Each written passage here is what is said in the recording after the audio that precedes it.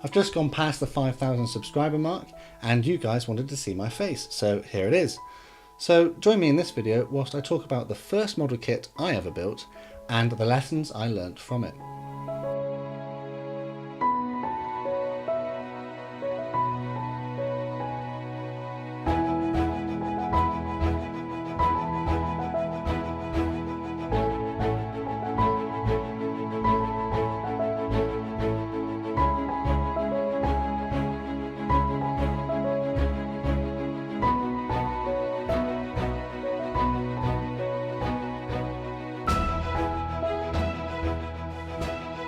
Hi, I'm Matt and you're watching Model Minutes. So today I'm talking about this. This is the Hurricane Mark 1/2B in 1/72 scale from Airfix, and I built this probably about 20 years ago. So a little bit of backstory about this model kit. I'd been on a trip to the Imperial War Museum in London, and having been around all the exhibits and been inspired by all the different machines that were there, on the way out, you inevitably go through the gift shop and there was a range of Airfix kits. So naturally, I wanted to get one. I suppose I really wanted to get a Spitfire, but at the time they didn't have any. So I ended up buying this, which is the underdog to the Spitfire in the Battle of Britain, I suppose. So I spent my pocket money, picked this one up off the shelf and took it home. Now this came as a starter set, so it had paints which I think were acrylic and they were not particularly good, a tube of polycement and a paintbrush which was less than ideal. Two paint schemes were included in the kit, one of them being the Hurricane Mark 1 which was in brown and green camo, and the other one which was a Hurricane Mark 2B which was in green and grey camo, so a later war version. And as you can see here, I've painted mine as a green and brown Mark 2B, so I've used the wrong paints basically. But we'll talk about that a bit more in a minute.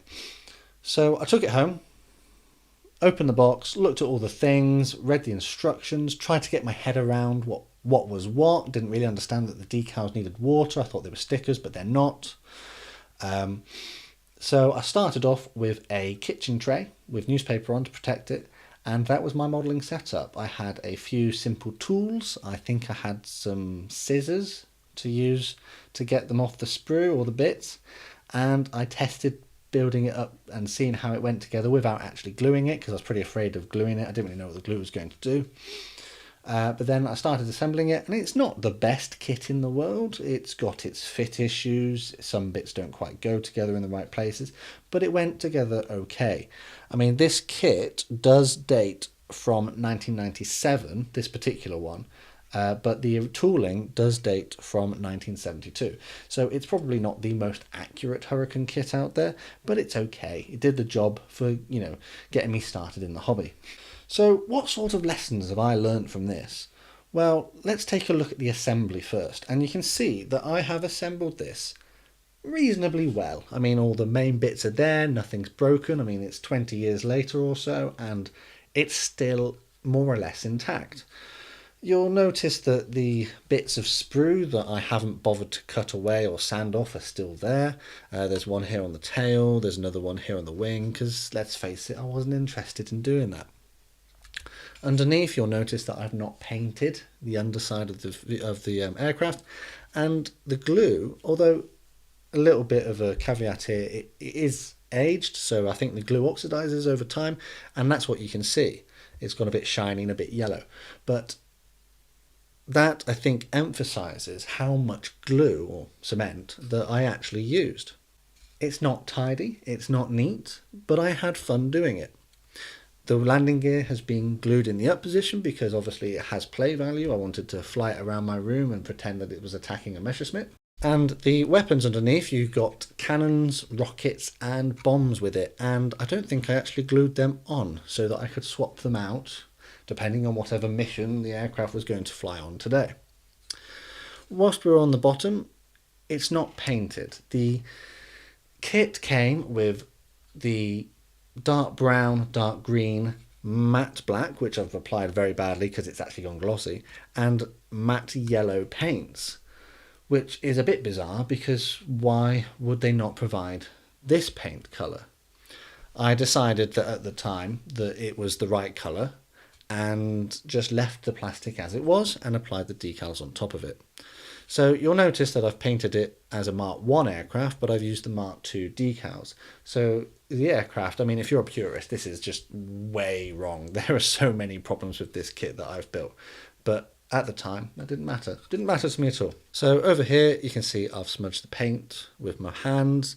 The decals are not well applied. I just used water, none of this setting solution that we have today.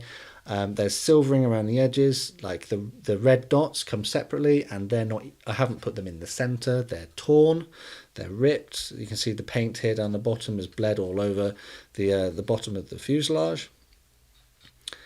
I mean, for the first go, the painting is not too bad. So if we flip it around and take a look at this side, you can see that I've actually done an all right job at following the sort of painting scheme and getting the green and the brown in the right places. The brush that you're provided with is horrendous, so I didn't really try and do the fine details of that because there was just no point. It wasn't going to happen.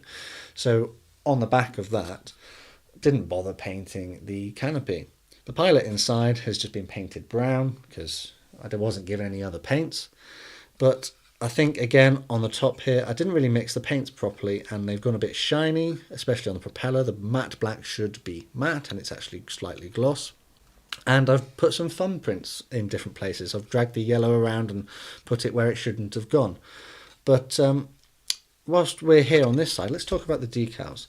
So they have discoloured over the years. It's been about 20 years or so, so they're not quite the same colour that they were. But what's most important, I think, to take away from this is the way that I applied them. And on this side, this was the first side I did, and you can see the lettering is horrendous. These letters are torn, they're folded back on themselves, they are very badly applied. I got a bit better when I got round to this side, but still, again, it's not particularly good. And looking at it from this angle, I can see that the RAF roundels, I think they're supposed to line up with each other, but they don't. And, you know, this is just attention to detail. These are just things you need to pay attention to. And at the time, I just didn't. And I wasn't really bothered about it, to be honest. Because when I'd finished it, I thought to myself, that looks fantastic. That looks really good. I was so proud of myself. So if we just look on the leading edges here, the decals for the gun ports, they are so off-center. Like this one on this side, I think that if you were to fire your guns, you'd actually take the propeller out with it. So at the time, I wasn't particularly fussed about getting it neat and tidy or any particular accuracy. This was a learning experience. And I think that only a year or so later, I was building aircraft to a much better standard. And I'll see if I can find one for you and do a comparison with it at some point in the future. But I think the most important thing about this is that it reminds me of a time where I didn't care what other people thought. I was building for me. I was building for my own enjoyment, and I was building because this was something that I was interested in. I mean, I'm not saying that the things I build now I'm not interested in, because I am. But what I suppose I'm trying to say is that don't be dissuaded by what other people say. Because at the end of the day, if you have fun building the kit that you want to build and the way that you want to build it, then hey, who am I to tell you you're doing it wrong? Because that's what this is about, isn't it? And the fact that I've kept this for over 20 years and not chucked it away and thought, oh, that was terrible, guess is testament to my modelling journey. So anyway, let me know what you think of my first ever kit in the comments below. Was it better than yours? I'm sure it probably wasn't. It's pretty bad, but yeah, I'm still quite proud of it. I think it's probably one of the best kits I've ever made because it was my first kit. And because of that reason, I'm going to put it on my shelf somewhere where I can see it all the time. There we go. Not very well placed. I'll sort that out later. As always, a massive shout out to my patrons. A massive thank you to you guys. At the moment, I think I've got about 9 guys who are willing to share their hard-earned cash with me, and that's absolutely amazing. So a massive thank you to you. And if you'd like to find out what becoming a patron means and the exclusive perks and early access to videos that it gets you, take a look at the link in the comments. Also, don't forget that I've got a Discord running at the moment. I've got a server with over 100 people in it, and you can chat to those people in real time. So if you've got a modelling question or you're stuck on something, you can probably get a message pretty quick. And don't forget that you can normally communicate with me on there as well. I'd also like to take this moment to thank everyone who's subscribed and watched in the last 3 years now. 3 years. I've just gone past the 5,000 subscriber mark, and if you're new to the channel, please consider clicking that subscribe button and the notification bell so that you can be kept in the loop about any future videos that I might be making. Don't forget that you can also follow my work on Instagram and Twitter and Facebook. All the links are down there. All that's left to say is a massive thank you for watching, and I'll see you all on the workbench again next time.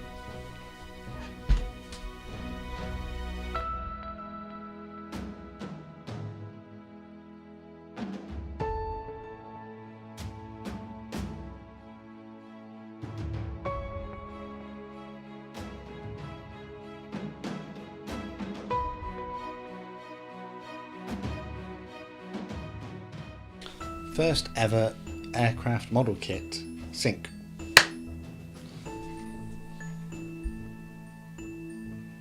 Oh, hey, you caught me just looking at... Let's do that again. Oh, hey, I'm just taking...